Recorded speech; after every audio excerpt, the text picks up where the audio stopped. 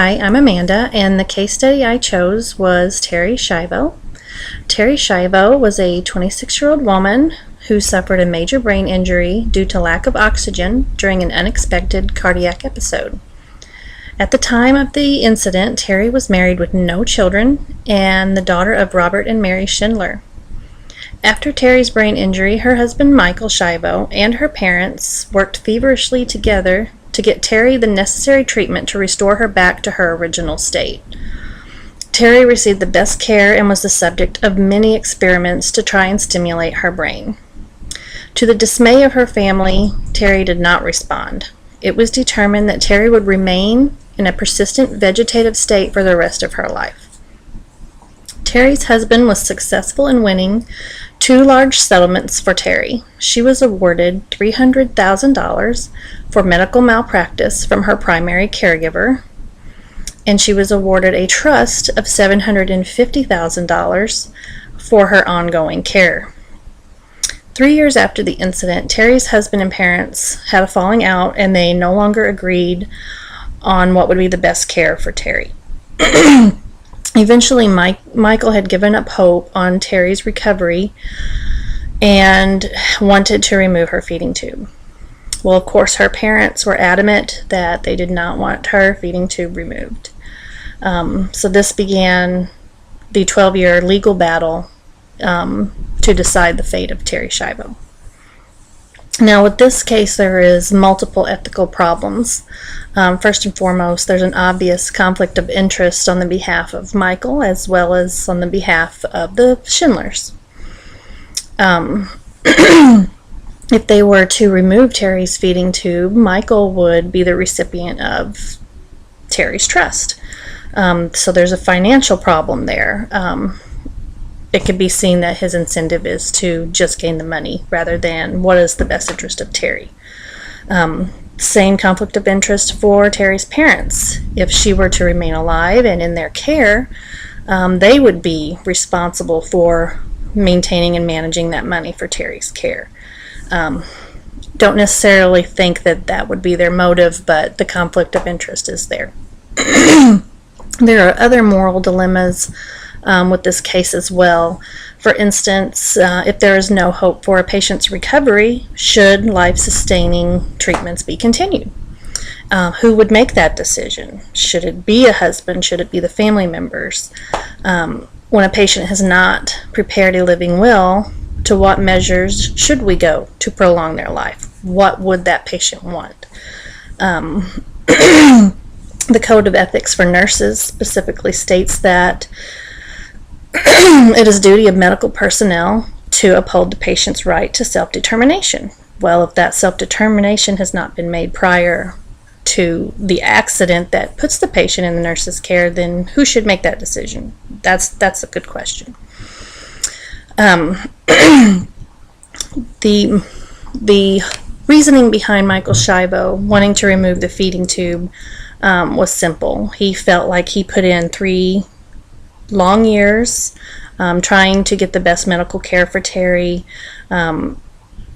Even after the 3 long years, there were several more years of just no responses from Terri, no hope from the medical field that she was seeking help from. They had diagnosed her with a permanent, persistent vegetative state. This means there was no hope for Terri to recover. His explanation was that this is not what Terri would have wanted. He claimed that she had told him herself she would not want to live the rest of her life in a vegetative state. There were also 4 other family members who claimed to have heard Terri make these claims as well. Of course, the Schindlers, they want to keep their daughter alive and to care for her. The reasoning behind their argument was that Terri was Catholic. She was a practicing Catholic, and Catholics do not believe in assisted suicide. They do not believe in abortions. They do not believe in euthanasia. Therefore, Terri would want to be kept alive by any means possible.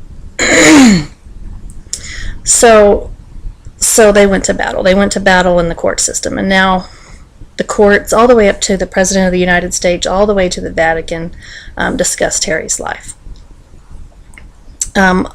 Ultimately, Terri's feeding tube was removed 15 years after the accident, and she did pass away.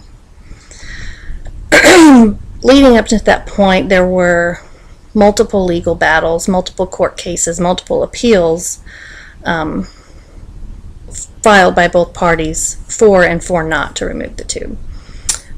One major player in the role in the decision to remove Terri's tube was a gentleman by the name of Father Gerard Murphy. Father Gerard Murphy specialized in end-of-life preparations and dealing with the family members and preparing them for such situations. His testimony was very important due to the fact that he was knowledgeable, unbiased, believable, and genuine.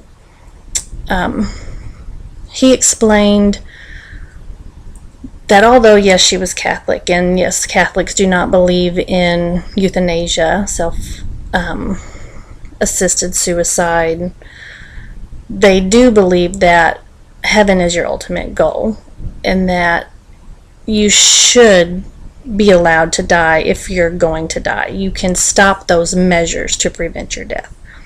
And the perfect example he gave was of his father dying of cancer.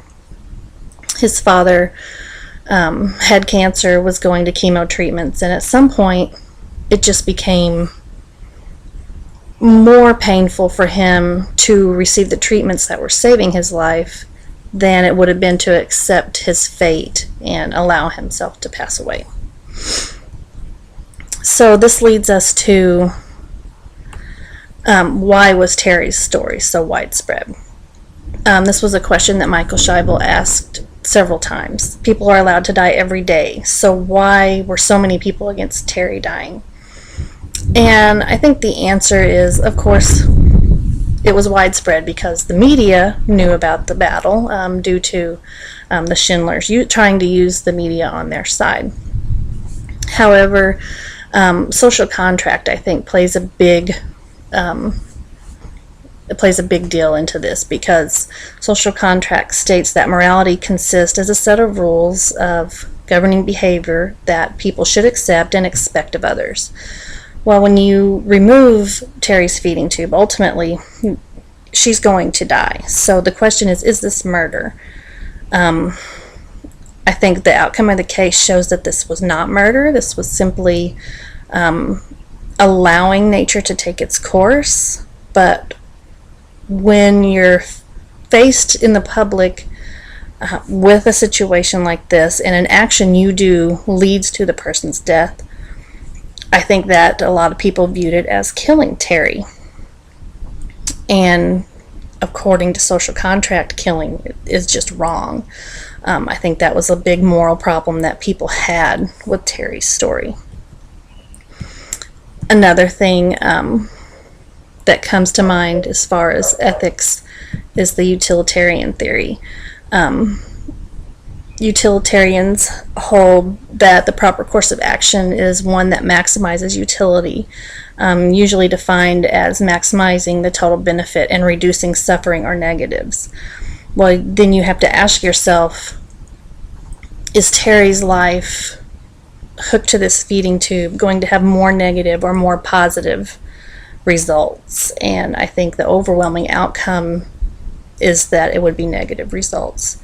So utilitarian theory leads one to also be in favor of removing Terri's feeding tube.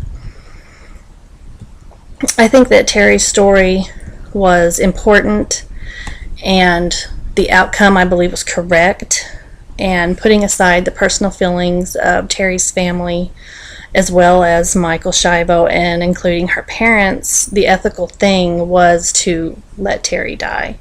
I don't believe that 5 people heard Terri say she wouldn't want to live that way. I don't think those 5 people lied. I believe that was the truth.